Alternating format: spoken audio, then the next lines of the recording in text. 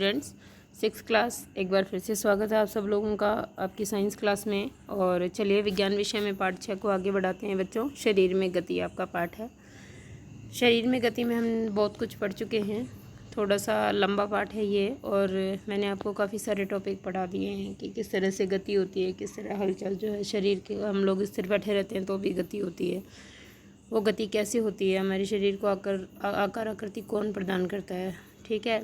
शरीर में जो गति होती है उसके लिए जोड़ अथवा संधि की आवश्यकता होती है। फिर हमने संधि और जोड़ के प्रकार पढ़े। अब हम लोग देखेंगे कि जिन जंतुओं में अस्थियां नहीं होती है और अस्थियां नहीं होती है तो आवश्यक है क्या गति के लिए अस्थियां हों, और अगर नहीं होती है तो किस प्रकार गति करते हैं वो। तो आज हम लोग जंतुओं की चाल देखेंगे, कुछ जंतुओं में गति देखेंगे, निम्न स्तर के जंतुओं में।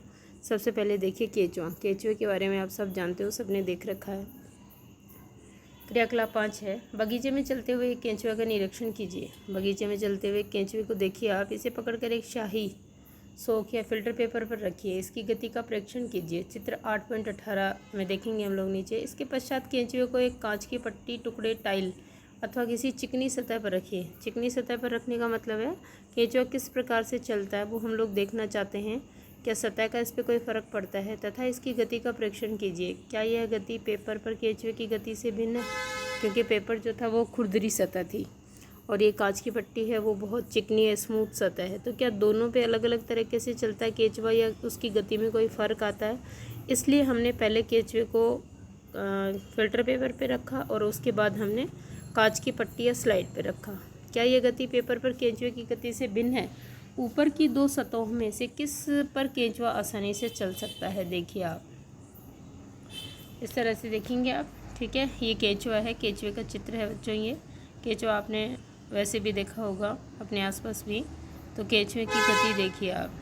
अब देखो आप, केंचुए का शरीर एक सिरे को दूसरे सिरे से सटाकर रखे गए अनेक छल्लों से बना है। ये जो केंचुआ है इसके ऊपर आप देखिए, यहाँ पर अनेक ऐसी रिंग्स होती है, यूँ एक के बाद एक धारियाँ होती है केंचुए पे। तो ये छल्ले होते हैं केंचुए की संरचना में। तो केंचुए का शरीर एक सिरे को दूसरे से सटाकर रखे गए अनेक छल्लों से बना प्रतीत होता है। केंचुए के शरीर में अस्थियाँ नहीं होती है, बिल्कुल नहीं होती है बच्चों अस्थियाँ। कोई अस्थि केंचुए के शरीर में नहीं होती। ये जो छल्ले होते हैं ये खंड कहलाते हैं केंचुए के, यानी ये खंडों में बटा होता है। परंतु इसमें पेशियां होती है जो इसके शरीर के घटने और बढ़ने में सहायता करती है, क्योंकि पेशी ही एक ऐसी कोशिका है जिसमें संकुचित होने की या फैलने की क्षमता पाई जाती है। हमारे शरीर की और किसी भी कोशिका में ऐसी क्षमता नहीं पाई जाती। केवल हमारी पेशियां ही जो है वो फैलना और सिकुड़ना, जैसे अमीबा गति करते वक्त एक बार फैलता है एक बार सिकुड़ता है, उस तरह से फैलना और सिकुड़ना जो है वो केवल पेशियों में ही पाया जाता है। तो केंचुए में भी क्या पाई जाती है, पेशियाँ पाई जाती है जो इसके शरीर के घटने और बढ़ने में सहायता करती है। यानी जब चलता है केंचुआ तो एक बार देखा करो लंबा हो जाएगा, फिर एक बार सरकता है पीछे और छोटा लगता है, हमको छोटा हो गया जैसे लंबाई में। तो चलने के दौरान केंचुआ अपने शरीर के पश्च भाग को भूमि में जकड़े रखता है। पश्च भाग से भूमि में जकड़े रखना मतलब पश्च भाग को भूमि में रोप देता है, ताकि जब उसकी पेशियाँ फैलें तो वो आगे बढ़ जाए। भूमि में जकड़े रखता है तथा अग्रभाग को फैलाता है। इसके बाद वह अग्रभाग से भूमि को पकड़ लेता है और पश्च भाग को क्या करता है, स्वतंत्र कर देता है। इसके पश्चात यह शरीर को संकुचित करता है तथा पश्च भाग को आगे की ओर खींचता है ना। एक बार क्या किया इसने, सबसे पहले पश्च भाग जो इसका पूंछ का भाग है उसको ज़मीन में इसने रगड़ दिया या पकड़ लिया ज़मीन को वहाँ से, और फिर आगे वाले भाग को फैलाया। फिर मुंह से ये ज़मीन को पकड़ लेगा, वहाँ से छोड़ेगा जहाँ से पूंछ से पकड़ रखा है इसने पश्च भाग से ज़मीन को, और छोड़ने के बाद सिकुड़ेगा ताकि वो पश्च भाग जो है वो आगे की साइड खिंच जाए या आ जाए। फिर वापस वही गति करेगा कि पूंछ से वापस या पश्च भाग से शरीर में रगड़क लगाएगा या पकड़ेगा और मुँह को आगे बढ़ाएगा। इस तरह से रेंग कर केंचुआ गति करता है। इससे वह कुछ दूरी तक आगे बढ़ता है। केंचुआ इस प्रक्रिया को बार बार दोहराते हुए मिट्टी पर आगे बढ़ता है। इसके शरीर में चिकने पदार्थ होते हैं जो इसे चलने में सहायता करते हैं, वरना रगड़क से आपको पता है कि इसकी बॉडी जो है वो घाव हो सकते थे, उसके ऊपर छिल सकती थी या डैमेज हो सकती थी, लेकिन इसके शरीर में चिकने पदार्थ होते हैं जिससे आसानी से जो है वो ये आगे बढ़ जाता है, घर्षण कम कर देते हैं वो ज़मीन की सतह से इसका। ये अपने शरीर के हिस्से को ज़मीन से किस प्रकार टिकाता है? इसके शरीर में छोटे छोटे अनेक शूक यानी बाल जैसी आकृतियाँ होती हैं। ये शूक पेशियों से जुड़े होते हैं। ये शूक मिट्टी में उसकी पकड़ को मजबूत बनाते हैं। केंचुआ वास्तव में अपने रास्ते में आने वाली मिट्टी को खाता है। केंचुआ जो है वो मिट्टी खाता है। उसका शरीर अनपचे पदार्थ को बाहर निकालते हैं और यही मिट्टी जो है वो बिना पची हुई या आधी पची हुई जो है वो केंचुआ शिप्तियों के रूप में या अपशिष्ट के रूप में छोड़ता है। लेकिन ये बहुत अच्छी खाद होती है जिसको वर्मी कंपोस्ट कहते हैं हम लोग। केंचुए द्वारा किया गया यह कार्य मिट्टी को उपजाऊ बना देता है जिससे पौधों को फ़ायदा होता है। इसीलिए कहते हैं ना, जहाँ पर जैसे पौधे रखे जाते हैं तो उसमें गुलाब वगैरह की जब खेती की जाती है तो केंचुए छोड़े जाते हैं या केंचुओं से बनी खाद को डाला जाता है, क्योंकि ये बहुत उपयोगी होता है। ज़मीन को उपजाऊ बनाने के लिए बहुत ही अच्छा होता है केंचुआ, इसीलिए इसको कृषक मित्र या किसान का मित्र भी कहा जाता है बच्चों। चलो तो अगला देखते हैं। अगला जीव है घोंघा या स्नेल। ठीक है। क्रियाकलाप 6, किसी बगीचे में एक घोंघे का अवलोकन कीजिए। क्या आपने इसकी पीठ पर गोल संरचना देखी है? चित्र 8.19 में देख लीजिए आप नीचे, अगर नहीं देखी है तो। इसे कवच कहते हैं और यह घोंघे का बाह्य कंकाल होता है। देखो, केंचुआ एक कीड़े जैसा जीव है और उसके ऊपर भारी मोटा हार्ड कवच होता है जिसको घोंघे का बाह्य कंकाल कहते हैं, परंतु ये अस्थियों का बना नहीं होता। यह कवच एकक होता है और यह घोंघे को चलने में कोई सहायता नहीं करता। यह घोंघे के साथ खींचता जाता है बस, यानी घोंघा इसको ढोता रहता है। ये देखिए, शंख जैसी आकृति आप निकालते हो ना कई बार, ये जलीय जीव है तो ये देखो, पर ये जो है इसका कवच है, ये हार्ड कवच है घोंघे का, ये जो दिख रहा है। चलने में कोई सहायता नहीं करता, घोंघा इसको ढोता है यानी खींचता रहता है। घोंघे को कांच की पट्टिका पर रखकर इसका परीक्षण कीजिए।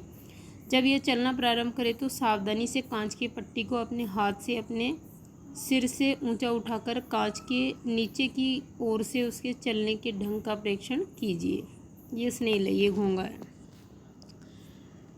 कवच का छेद खुलने पर, जैसे ही इस कवच का छेद खुलेगा वैसे ही कवच का छेद खुलने पर आपने उससे एक मोटी मांसल संरचना एवं सिर बाहर आते हुए देखा। देखो, जब ये गति नहीं करता है तो ये सिर वगैरह जो है ना, ये सारी चीज़ें इस कवच के अंदर ले जाता है। ये जब इसको गति करनी होती है तो यहाँ पर कवच में ये छेद है, यहाँ पर इस छेद से ये सिर और ये पूंछ बाहर आती है। इसकी मोटी संरचना इसका पाद यानी पैर है। क्या है ये? पैर है, जो दृढ़ पेशियों का बना होता है। अब सावधानी पूर्वक कांच की प्लेट को एक और थोड़ा सा झुकाइए। झुकाने पर क्या होगा? इसका पैर या इसके पाद की लहरदार गति दिखाई देगी। क्या घोंघे की गति केंचुए की गति से तीव्र है अथवा धीमी? ये आपको नोट करना है कि कौन सा जीव दोनों में से तेज चलता है। अब है तिलचट्टा। तिलचट्टा माने कॉकरोच। कॉकरोच सब देखते हो, घरों में बहुतायता से पाए जाते हैं कॉकरोच, सब ने देखे हैं। किसी कॉकरोच या तिलचट्टे का परीक्षण कीजिए। चित्र 8.20 में। ये रहा, देखो कॉकरोच बच्चों, ऐसा ही होता है ना। तिलचट्टा जमीन पर चलता है, दीवार पर चढ़ता है और वायु में उड़ता है। ठीक है, ज़मीन पे भी चल लेता है टांगों की सहायता से, दीवार पे भी चढ़ जाता है और वायु में उड़ भी सकता है, यानी इसके पंख भी होते हैं। इसमें 3 जोड़ी पैर होते हैं। कितने जोड़ी पैर? 3 जोड़ी, यानी 6 पैर हो गए टोटल, 3 इस साइड और 3 उस साइड, जो चलने में सहायता करते हैं। इसका शरीर कठोर बाह्य कंकाल द्वारा ढका होता है। ये जो भूरे रंग का कंकाल है ना बच्चों, ये भूरे रंग का कंकाल काइटिन से बना हुआ कवच है इसका। ठीक है, यह बाह्य कंकाल विभिन्न एककों की परस्पर संधियों द्वारा बनता है, जिसके कारण गति संभव हो पाती है। चलो देखो, वक्ष से 2 जोड़े पंख भी जुड़े हैं। ये वक्ष है इसका, ये जो है वक्ष भाग है, ये वक्ष भाग, इससे 2 जोड़ी पंख जुड़े होते हैं। इसके 2 जोड़े पंख भी जुड़े होते हैं। अगले पैर संकरे और पिछले पैर चौड़े एवं बहुत पतले होते हैं। तिलचट्टे में विशिष्ट पेशियाँ होती हैं। पैर की पेशियाँ उन्हें चलने में सहायता करती है और वक्ष की पेशियाँ तिलचट्टे के उड़ने के समय उसके पैरों को गति देती हैं। इस प्रकार ये उड़ भी लेता है और चल भी लेता है। तो ये देखा हमने अलग अलग जीवों में चलने का ढंग बच्चों, और आगे कुछ जीव और देखेंगे हम लोग, लेकिन ये वीडियो ज़रा लंबा हो जाता, आपके लिए काम ज़्यादा हो जाता, तो हम लोग ये आगे वाले जो जीव बचे हुए हैं अभी तक, कि सांप कैसे चलता है, मछली कैसे तैरती है, ये सारी गतियाँ, ये चलने के ढंग जो हैं वो हम लोग नेक्स्ट वीडियो में करेंगे आपके। और यहाँ से आपको बताना है कि किस प्रकार केचुआ गति करता है और किस प्रकार से स्नेल या घोंगा गति करता है या किस प्रकार तिलचट्टा गति करता है, क्योंकि कई बार प्रश्नों में पूछा जाता है कि बताइए या समझाइए उदाहरण सहित कि एक घोंगा जो किस प्रकार गति करता है या एक कोकरुच जो है वो किस प्रकार गति करता है, कितने जोड़े उसमें पैर होते हैं। तो ये यहाँ से वीडियो को अच्छी तरह से सुन करके आपको सारी चीज़ों के उत्तर देने हैं। Okay students.